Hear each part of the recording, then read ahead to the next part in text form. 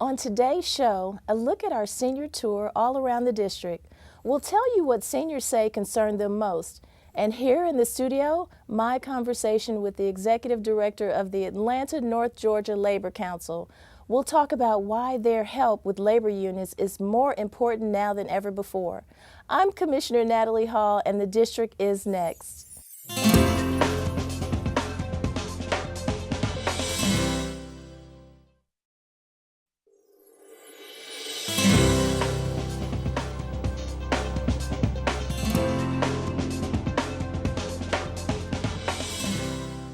Welcome to the district. I'm Fulton County Commissioner Natalie Hall. Fulton County government is one of the largest county governments in the state of Georgia, and that means its workforce is also one of the largest. This workforce serves the people of this great county in every way, from helping you to get that tag for your car to getting your family the vaccinations they may need. Fulton supports its employees with its own employee association, but there are other unions who benefit Fulton County as well. The Atlanta North Georgia Labor Council represents the interests of working people at the state and local level of 18 metro Atlanta counties. Their mission is to improve the lives of the working families so as to bring economic justice to the workplace and social justice to our community. Katie Foster is the Executive Director from the Atlanta North Georgia Labor Council. Welcome to the district. Thank you. Katie, it is so great to have you here with us today to discuss labor unions and the Atlanta North Georgia Labor Council. What is a labor union? A labor union is basically just a group of people who get together and decide that they want to collectively change working conditions, change what's going on in their lives that they feel are unjust or undeserved. Well, thank you for that. And tell us, how did unions come about? Basically, unions came about as early as the 1700s, but in the early 1800s is when everything started moving. At that time, there were strikes and there were workers who decided that they were tired of working 16 hours a day, and they wanted to do something about that. So what they did was they came together, and there was actually legislation that wound up being passed that we now have the 8-hour-a-day work day. Oh, that's interesting. And what basic laws govern the unions? Are there federal laws, state laws? Yes, there's basically all laws that govern everything else, govern the unions. But there are some unique laws that relate to Georgia. In Georgia, we have what is called the right to work law. Yes. And under the right to work law, it means that a lot of laws that apply in other places, that other states that are not right to work, have a lot of rights that are recognized that are not recognized in Georgia. And basically, under right to work, it means that if you have a union at a work site, everybody does not have to belong to that union. And ultimately, what happens is those people who don't pay dues, don't participate in anything, get the same benefits that all those union workers who are working, paying their dues, making the things happen, they get the same benefits. So it weakens the union because you don't have the strength to really make the kind of changes that you need to. Some of the other laws that relate are Fair Labor Standards Act, NLRB, National Labor Relations Board. For the federal governments, you have the National Labor Relations Authority. So you have discrimination, every discrimination policy and law that relates everywhere else relates to labor as well. That is so interesting. That leads me to my next question. A lot of people think just because Georgia is a right-to-work state that an employer can just terminate an employee at will. Is that true? Pretty much in Georgia it kind of is. Not just because it's a right-to-work state, but because take, for instance, state workers right here in the state of Georgia. I used to be the executive director for a local that had all members who worked for the state of Georgia, whether it's in the prisons, the hospitals, or whatever. But they were under the merit system at that time. And so they had appeal rights. And when all of that was stripped, and they became at-will employees, as long as they're not being fired based on race, gender, all of those federal regulations, they can be fired. Wow, this is so interesting. I have a few more questions for you that I know our audience would be interested in hearing. What role, if any, do politics play in the unions? Politics play a great role in labor unions, particularly as we talk about public sector unions, even private sector unions here in the state of Georgia, a right-to-work state. A lot of our laws and organizing rights actually have to come through legislation that is passed either on the city level, the county level, state level. That's how we get a lot of our organizing done.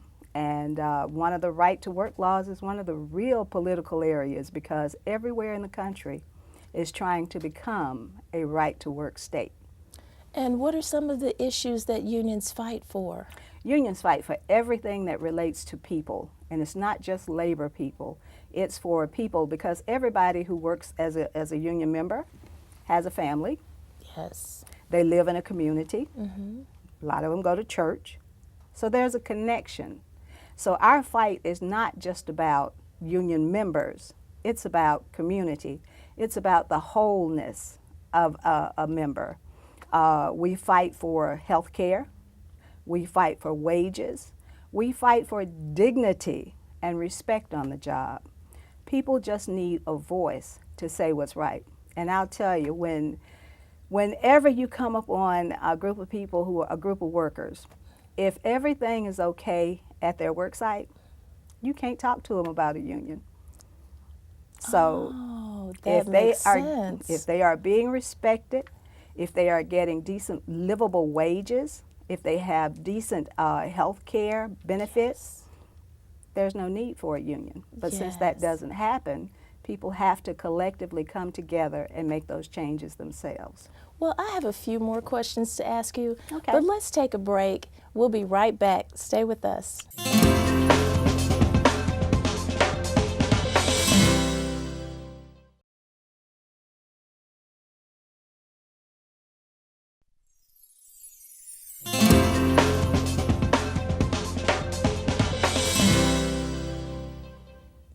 Welcome back. I'm District 4 Commissioner Natalie Hall, and I'm speaking with Katie Foster from the Atlanta North Georgia Labor Council.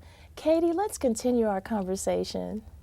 All right. Do unions see the need to work with community? It is absolutely necessary. Times have changed so much. Union and community have always gone hand in hand, but now it's more important than ever. The only way that unions can actually make a change for working families is if we join together with community, faith-based, nonprofits, all those persons who have like interest of health care, decent wages, respect, a voice on the job. Yes. All those things are important to everybody. So yes, the community is a great part of us, but what unions have to understand, and I'm very excited about this because we're moving to this process, we've kind of taken it that community, we just call on them when we have a rally and we ask them to bring people and come to this rally supporting us. Now we've begun to understand that a true partnership involves planning together. It involves strategizing together and recognizing ourselves that the community are people who need to be respected and they need to have a voice in what's happening. So that's one of the things I'm very proud of right now that we're doing. Yes, and so what have unions accomplished that have improved everyday people's lives? There are so many things that unions have accomplished, but one of them is the 40-hour work week. Oh yeah. There are other things that the unions have accomplished, such as better pay. When you look at statistics from studies, you will find that the percentage of workers' pay for union workers is always much better than non-union workers. When you look at the health care for union workers, you will find that it's much better than for non-union workers. You will also find that employers pay a lot more of the cost for union workers than non-union workers.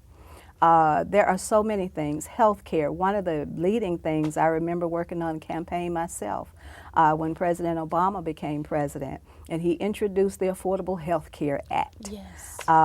Unions were definitely involved in that because it meant that even the small companies were going to be doing health care for the employees. And this not only was about health care, but it was about affordable quality health care. Yes. And that's the difference. So that was one of the things I was so excited about. And there have been many instances. I think about the Voting Rights Act. Mm-hmm. When Yes. we mobilized so many people to protect that important piece of legislation that at any time we could lose, we could have lost then.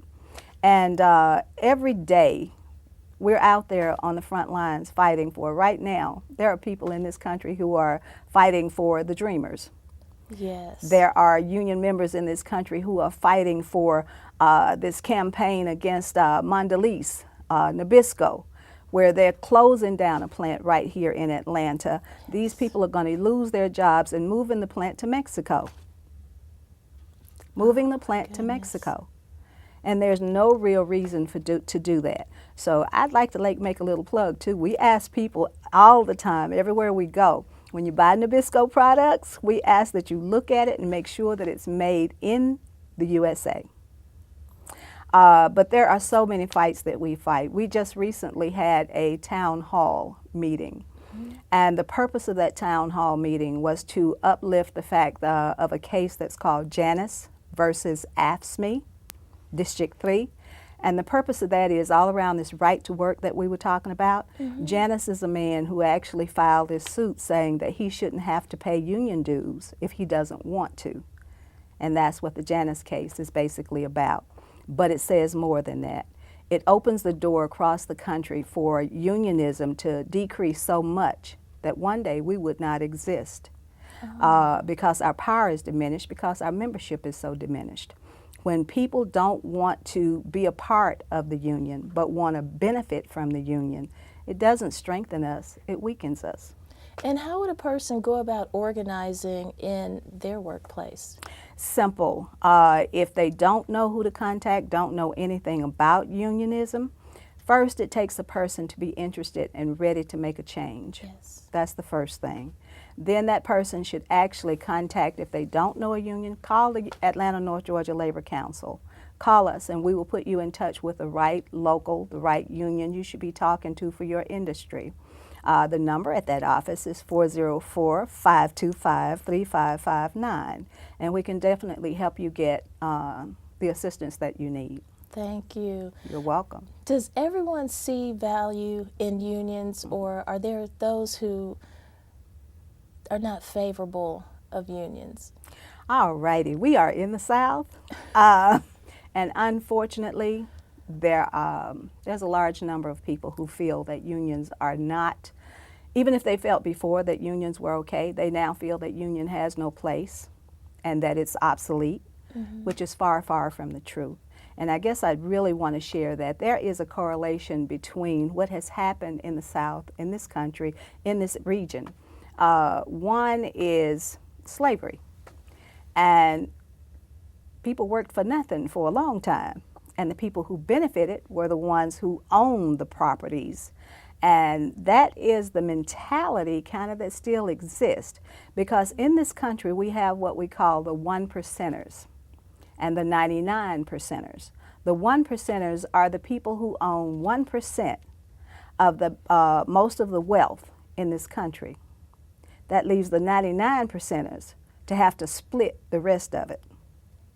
Okay? So it's really, there's an economic disparity that exists. And that's exactly what's going on now.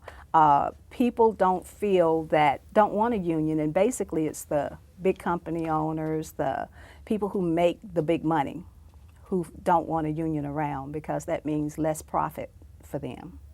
And so what is it that drives you to continue this type of work? Oh, man.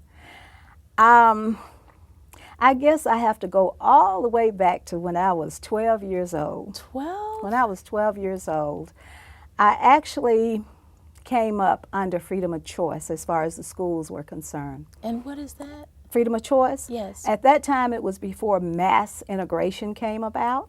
And under freedom of choice, we called it, you could choose to go to the school across the track, and it was legal for you to do that.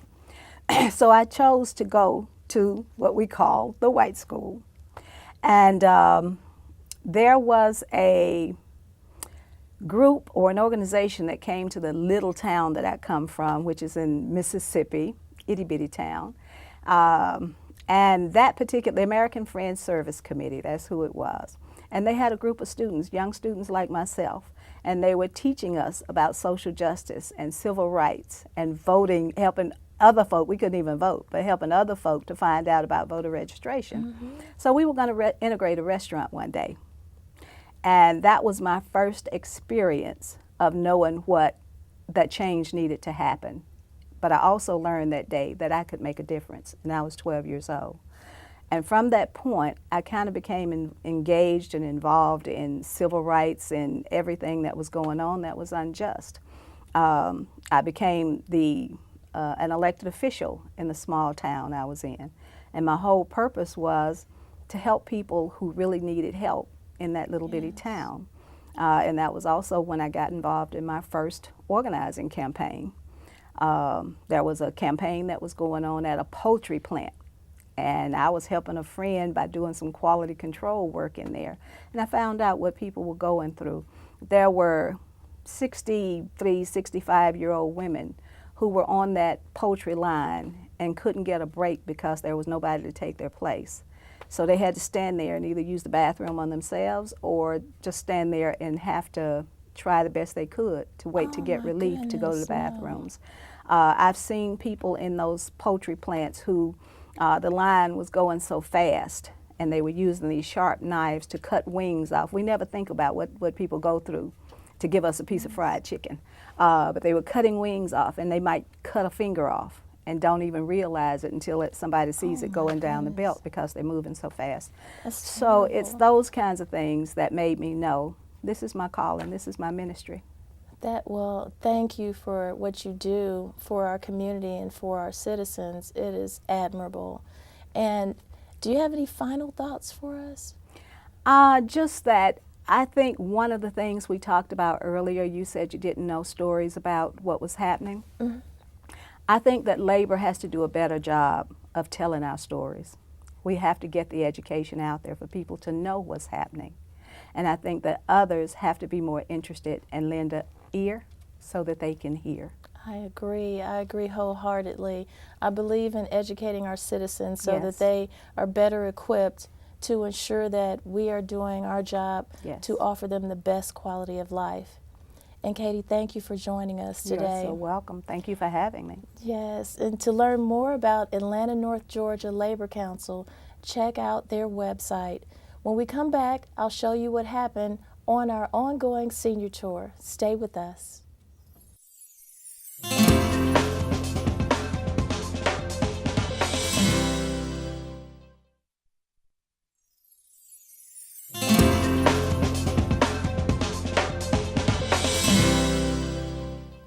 As a first-term commissioner, I want to meet as many of our constituents as possible so that I can hear firsthand their concerns and ideas.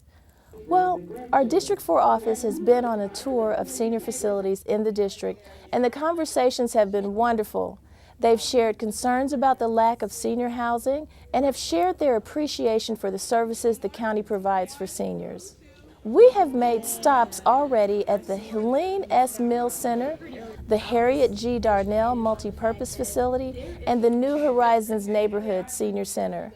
Oh, I love what she said about more money for seniors, especially improving homes for senior citizens. That I think that money is very beneficial because, you know, we're on a fixed income very long now, so every little bit will help us. We need so much more senior housing. There are a lot of people, a lot of us who have downsized, and we need senior housing because I've been on a wait list now for 4 years to get a decent place, you know, for housing. So she's just in touch. She's very informative. and she's got a beautiful personality, and that always works with us, you know. And I like her, and I like her staff. And thank you all for coming to see us. Yes, the District 4 team is outstanding.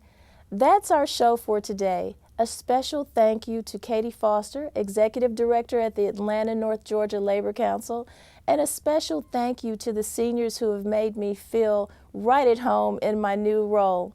I want to hear from you as well. Feel free to contact my District 4 office anytime by calling us at 404-612-8226, emailing us at district4@fultoncountyga.gov, tweet us, and like us on Facebook. Until next time, I'm Natalie Hall, and thanks for watching The District.